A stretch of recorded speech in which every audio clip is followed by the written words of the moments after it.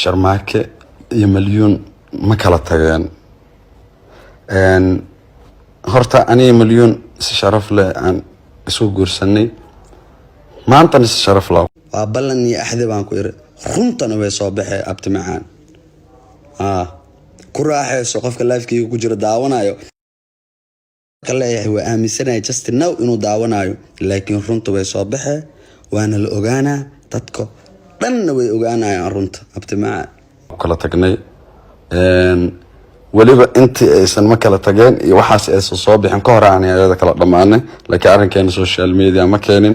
haddana daruuri way ila noqotay inaan hadeertaan dadka u sheegaa wax qalada kuma kala tagin, gabar wanaagsan oo isqabno walaashay ahayd kala dhamaan.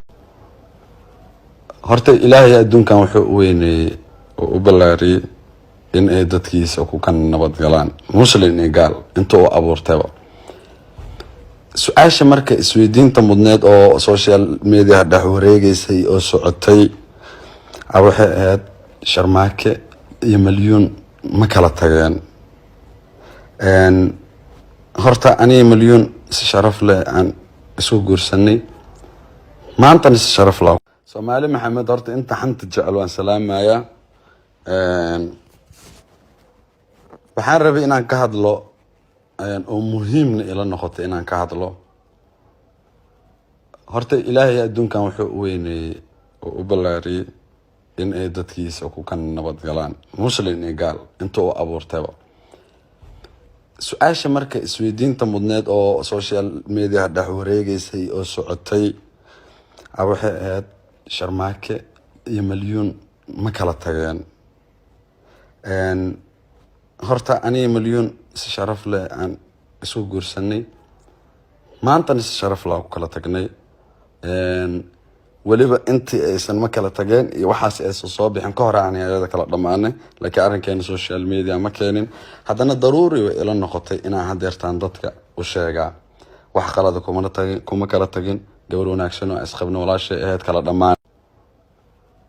horta ilaahay adduunkan wuxuu u weyneeyey oo u ballaariyey in ay dadkiisa ku kan nabad galaan, muslim iyo gaal intuu u abuurtayba. su-aasha marka isweydiinta mudneed oo social media dhex wareegaysay oo socotay waxay ahayd sharmaake iyo milyuun ma kala tageen.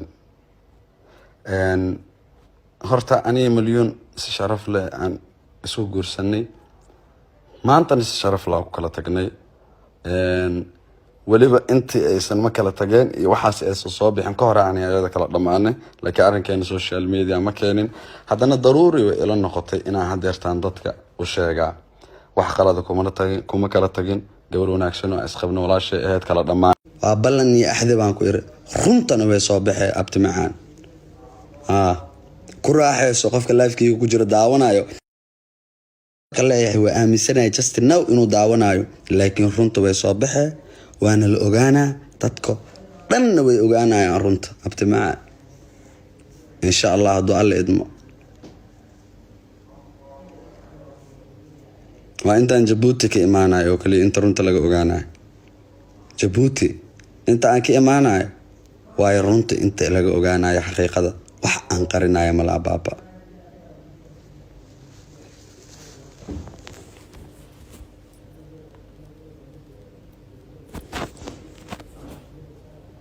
samayn karo mataqaanaa.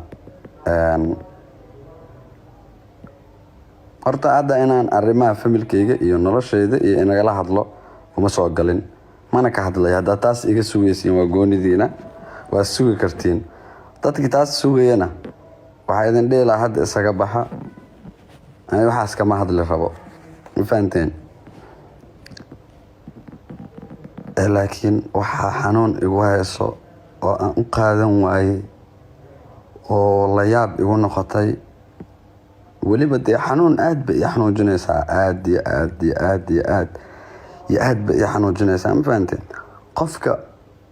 qof hadduu ku xumeeyo aad ka tegi kartidaa jiro, qof hadduu ku xumeeyo mataqaanaa,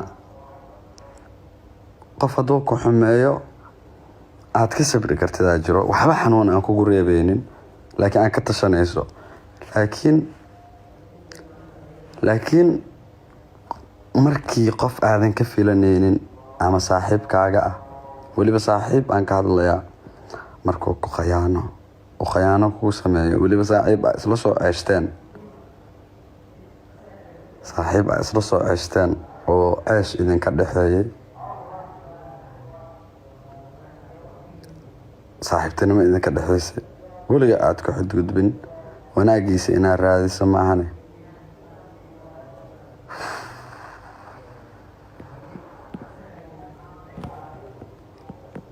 niman waxaan idin sheegayaa aniga saaxiibkii igu dhawaa inuu i khayaanay, weliba si xun uu i khayaanay. qofaa deeq darajo soo qoray, deeq darajo maahan, deeq darajo waa saaxiibkayga, weligiis xumaan iyo ma geysanin, wax dhiba ah kama tabanayo.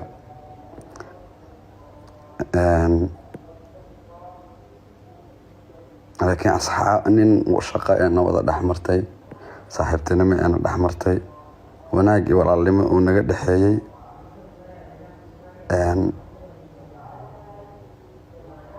baa si xun ii gale, si xun oo nin rag aan laga filanaynaba ii gale. min saaxiibtan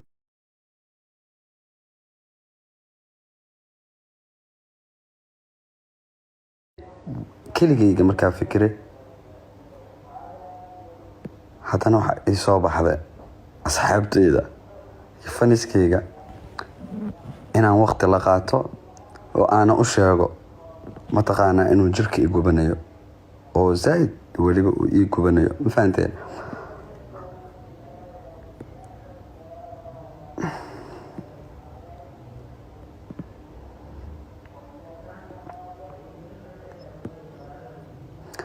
midaada kale, haddii aad u malaysaan dadka social media ku jiro, asxaabta oo barnaamijyada waxaas isla dhigo oo mataqaanaa isla soo heesa, haddii ay rabaan barnaamijyada isla soo dhigo, YouTube mataqaanaa kasoo wada shaqeeyo, qaarkood youtuberaha hadday yihiin xataa, qasab maaha in mataqaanaa dadka hortooda saaxiib waa lagu yahay, dadka hortooda wanaag wuu ka dhexeyn karaa. laakiin aniga ka shaqsi ahaan weligii qof saaxiib aan ka dhigtay inaa xumeeyo iskuma dayin, mana xumeynin. haddii aan ka dareemo inuu qofkaas i xumeeyana, dee waa ka tashan jiray, maanta nin isku filana ahay, mataqaanaa